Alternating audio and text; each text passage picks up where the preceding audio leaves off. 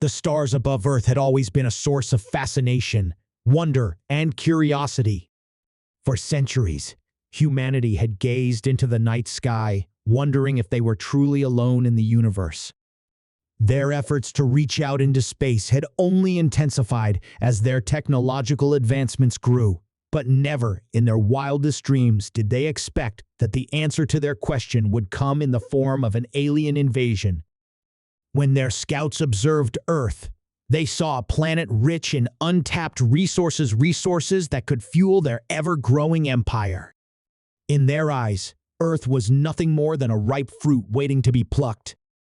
The Grillnoks had a reputation for being formidable in combat, their ships equipped with advanced weaponry that could reduce entire cities to rubble in mere moments.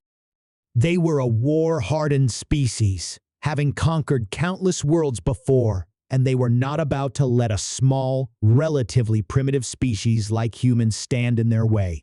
Their plan was simple: invade, strip the planet of its resources, and leave. There was no room for mercy, no room for negotiation. Earth was just another prize to be taken. However, the Grillnoks underestimated one crucial element: humanity's unyielding spirit and their capacity for resistance. What the Grillnoks failed to grasp was that Earth, despite its perceived primitive nature, was a death world, a planet that had given birth to a species unlike any other in the galaxy. Humanity, far from being helpless or weak, had spent millennia surviving and thriving in the harshest conditions imaginable. They had endured wars, plagues, and catastrophes, yet they had always come out stronger. They were not a species that would bend to foreign invaders without a fight. When the Grillnoks first arrived, their ships appeared in Earth's orbit, their massive war vessels hovering above the planet like vultures awaiting their prey. The humans, initially unaware of the threat, were taken by surprise. The first signs of the invasion were sudden disruptions in communications, followed by violent attacks on Earth satellites and space stations. The Grillnoks were methodical and precise, striking quickly and without warning. They launched waves of drones to disable Earth's defense systems, and their ships began to descend upon major cities, preparing to bombard them with destructive firepower. Yet, despite the overwhelming odds, the humans did not panic. They had learned to face the unexpected, to adapt quickly to new and dangerous challenges.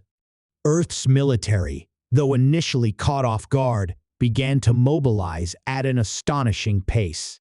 Military bases around the world, previously on alert due to growing tensions with neighboring nations, quickly transitioned to a wartime footing.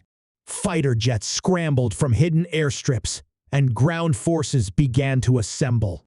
The moment humanity realized they were facing an invasion, they did what they always did in times of crisis. They fought back. But the humans were not fighting alone. Earth had long since joined the interstellar community, and despite their relatively young technological development compared to other species, they had made alliances with other races. Some of these races, although not as advanced as the Grillnoks, were still formidable in their own right. The Cypherians, a race known for their mastery of stealth technology, were among the first to lend aid. The Luminara, an energy-based species with the ability to harness and manipulate light, also offered their assistance. But it was the humans who took the lead, rallying the disparate races of Earth to stand together and protect their home. As the Grillnoks' forces descended, they found themselves facing an enemy that they hadn't anticipated. The humans' ability to organize, adapt, and innovate in the face of overwhelming odds was legendary. The Grillnoks had expected the humans to crumble under pressure, to beg for mercy, but they were wrong. Human ingenuity and resilience soon began to turn the tide. One of the first surprises the Grillnoks encountered was the human ability to mobilize quickly and efficiently. Earth's communications infrastructure, which had been thought to be vulnerable to sabotage, proved to be more robust than anticipated. Within hours, humanity had coordinated a global defense effort, and the Grillnox found their forces scattered and confused.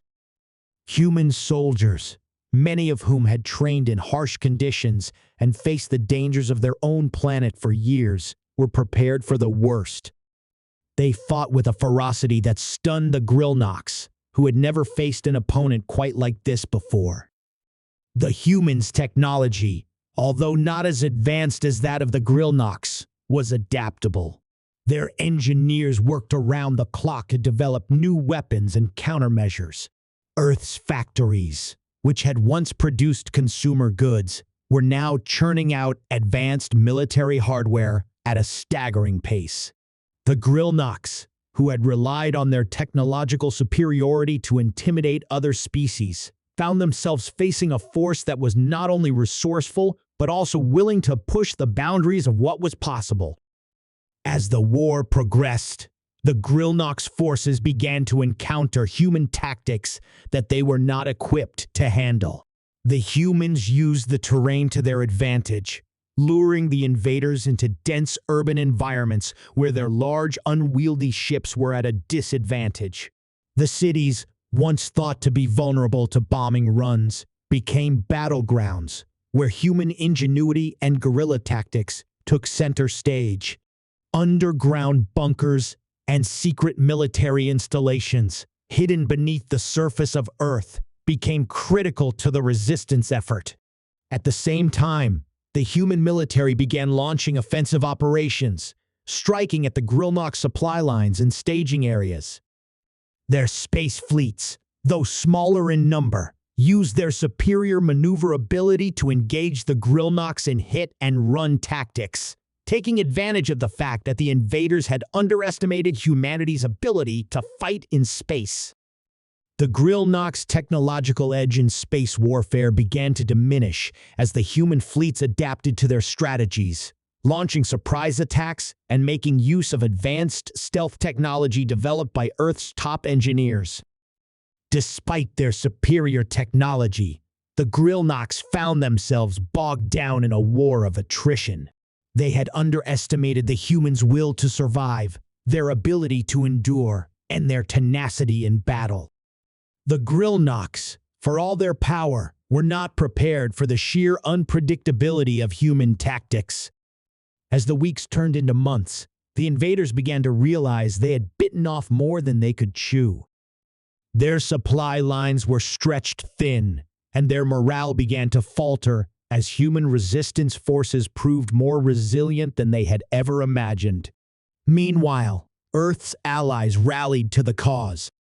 The Cypherians, Luminara, and other species that had once looked at Earth as a fledgling, insignificant world now found themselves in awe of humanity's strength. They had underestimated humans, but now they saw them in a new light. Humans were not just survivors, they were fighters. And together, they stood united against a common enemy. The turning point came when the Grillnox launched a full-scale assault on Earth's most populous city, a move that they thought would break the humans' resolve once and for all. The Grillnox sent their largest fleet to bombard the city from orbit, hoping to crush human resistance and demoralize the population. But what they didn't anticipate was the sheer willpower of Earth's people. Human engineers had worked in secret to build a powerful defense system, an orbital shield that would protect the city from the Grillnox bombardment. The shield was not perfect, but it was enough to stop the initial assault. The Grillnox ships were forced to retreat, and Earth's forces launched a counterattack that pushed them back. As the war raged on, it became clear to the Grillnox that they had miscalculated. The resources they had hoped to plunder from Earth were now being used against them. The humans had turned their own cities into fortresses, and their factories, once producing consumer goods, now churned out advanced military technologies at a pace that the Grillnox could not match. Their attempts to strip Earth of its natural resources had been thwarted at every turn, and their fleets, once feared across the galaxy, were slowly being whittled down by human ingenuity and determination. The Grillnock's high command began to panic. They had never encountered a species like humanity, one that fought with such fierce resolve and adapted so quickly to changing circumstances. They had invaded with the expectation of a quick and easy conquest, but now they found themselves trapped in a war they couldn't win. As their losses mounted and their supply chains collapsed, the Grillnocks were forced to make a grim decision. They could either retreat and save what was left of their fleet or continue fighting and risk complete annihilation. In the end, the Grillnocks chose the latter. Their leadership, unwilling to admit defeat, ordered a final assault on Earth's capital, hoping that a decisive victory could turn the tide. But by this point, the humans had become a united front, a force that could not be broken. The final battle was fierce, with both sides suffering heavy losses. But the Grillnocks, their resources exhausted and their morale shattered, were ultimately driven from Earth's orbit. The Grillnocks had come to Earth expecting to conquer it, to steal its resources and add another world to their empire.